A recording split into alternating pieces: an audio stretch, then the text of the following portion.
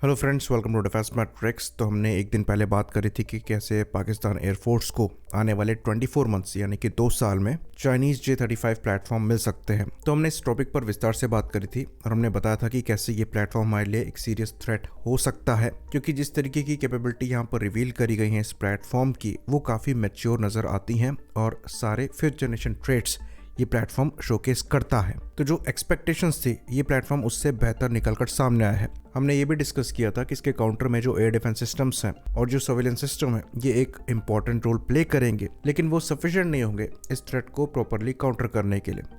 Specially जो psychological impact इस platform के साथ पड़ेगा, उसको इन सिस्टम्स के साथ इवन आउट करना मुश्किल हो जाएगा। और ये भी हमने बताया था कि ये जो फिफ्थ जनरेशन प्लेटफॉर्म्स हैं, इनको एयर टू एयर कॉम्बैट में काउंटर करने के लिए 4 और 4.5 जन प्लेटफॉर्म हमेशा डिसएडवांटेज की पोजीशन में रहेंगे। तो इनका proper counter fifth generation platform है और हमें अल्टीमेटली उस डायरेक्शन में आगे बढ़ना पड़ेगा। तो जब हम इस डायरेक्शन में आगे बढ़ते हैं तो खाली 2 ही प्लेटफॉर्म के नाम सामने आते हैं। पहला अमेरिकन F-35, दूसरा रशियन Su-57।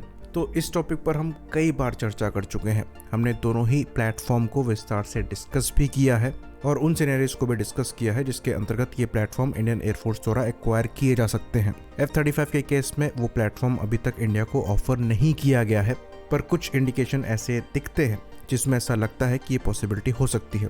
स्पेशली पिछले एरो इंडिया में जब इस प्लेटफॉर्म को यूएस द्वारा शोकेस किया गया था, तो वो भी एक सिग्नल के तौर पर देखा जा रहा था। वहीं पर बात करें Su-57 की, तो Su-57 को लेकर रशिया शुरुआत से ही इंडिया को ऑनबोर्ड करना चाहता है और अभी वो इस प्लेटफॉर्म को एक्सपोर्ट भी कर चुके हैं। तो वो मोर देन विलिंग है इंडिया को ये प्लेटफॉर्म बेचने के लिए। तो कुल मिला जुला कर आप ये कह सकते हैं कि ये दोनों ही प्लेटफॉर्म इंडिया एक्वायर कर सकता है अगर करना चाहे।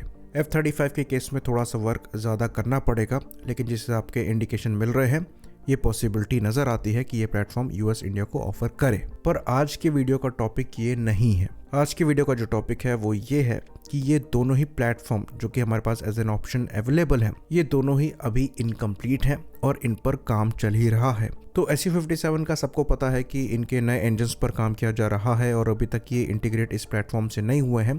पर F-35 तो थाउजेंड्स के नंबर में बनाए गए हैं। इवन 2015 से ये यूएस मरीन कोर के साथ सर्विस में है, यानी कि ऑलमोस्ट यहाँ पर इनको सर्विस में आए हुए 1 दशक होने जा रहा है। ऑलमोस्ट 20 ऑपरेटर्स इनके एग्जिस्ट करते हैं, करंट और फ्यूचर, और तब भी इस प्लेटफॉर्म को हम इनकम्प्लीट बता रहे हैं। यहाँ तक कि इन्होंने एक्टिव मिशंस में भी ऑपरेशंस परफॉर्म किए हुए हैं। तो F-35 का जो डेवलपमेंटल मॉडल है, ये काफ़ी ज़्यादा डिफरेंट और यूनिक है। तो ये बात आपको जानकर हैरानी होगी कि ये एयरक्राफ्ट 1000 के अराउंड प्रोड्यूस हुए हैं, पर ये लो रेट इनिशियल प्रोडक्शन बैच के हैं। तो अभी भी जितने सेंसर्स और सिस्टम इस एयरक्राफ्ट में लगे हुए हैं, ये अंडर डेवलपमेंट है।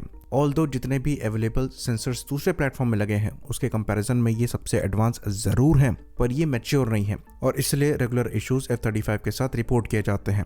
जो प्रॉपर अपडेट है इस प्लेटफॉर्म को, वो ब्लॉक 4 के साथ मिलेगा। तो उस अपग्रेड में यहाँ पर जो इंटेंडेड वेपन्स हैं उनको इंटीग्रेट किया जाएगा, जो रडार है उसको अपग्रेड किया जाएगा, नया AN/APJ-85 AES रडार लगेगा, जो इलेक्ट्रॉनिक सपोर्ट मेजर की कैपेबिलिटीज़ हैं उनको इम्प्रूव किया जाएगा, सेंसर्स जो हैं उनकी परफॉर्मेंस को इम्प्रूव किया जाएगा। बाकी ये जो इंक्रीमेंटल अपग्रेड है, ये इंजन पर भी जाएगा और अल्टीमेटली एक एडेप्टिव साइकिल इंजन को यहाँ पर प्लान किया गया है। तो ये बात हम आपको बता दें कि ये जो ब्लॉक 4 अपग्रेड है, ये तभी हो सकता है जब इस प्लेटफॉर्म को टेक्नोलॉजी रिफ्रेश 3 या फिर TR3 एवियोनिक्स हार्डवेयर अपग्रेड मिले। तो जो प्रॉब्लम यहाँ पर है वो ये है कि ये जो TR3 हार्डवेयर्स हैं, ये F-35 में अभी तक प्रॉपरली लगे नहीं हैं। तो इन पर टेस्टिंग और इम्प्रूवमेंट रेगुलर चल रहा है और जब तक ये TR3 एवियोनिक्स अपग्रेड नहीं होगा, तब तक ये ब्लॉक 4 अपग्रेड नहीं हो सकता।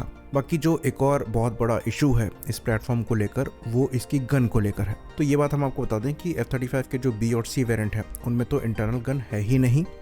A में जो इंटरनल गन है उसके साथ साइटिंग का इशू है। तो F-35 एक 25 मिलीमीटर की ऑटोमेटिक कैनन के साथ आता है, जो कि गैटलिंग गन है, और इंटरनली ये प्लेटफॉर्म 180 राउंड्स को कैरी करने में सक्षम है।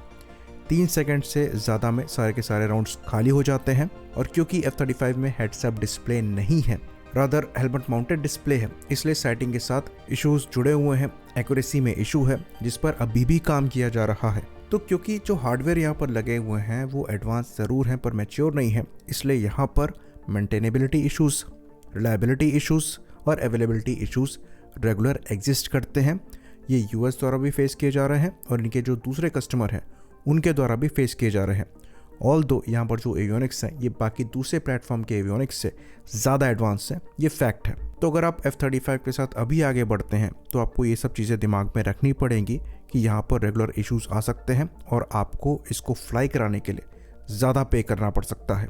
इवन अगर बहुत बड़ा इशू आ जाए तो एयरक्राफ्ट जितने प्राइस में आपने प्रिक्योर किया है उससे ज़्यादा आपको इसकी मेंटेनेंस में पे करना पड़ सकता है। इस सिचुएशन के लिए जो साउथ कोरियन केस है ये क्लासिक एग्जाम्पल है। तो ब्लॉक 4 स्टैंडर्ड के F-35 को एक्वायर करना समझदारी होगी, पर वो अभी अवेलेबल नहीं है। बाकी Su-57 का तो केस हम जानते ही हैं।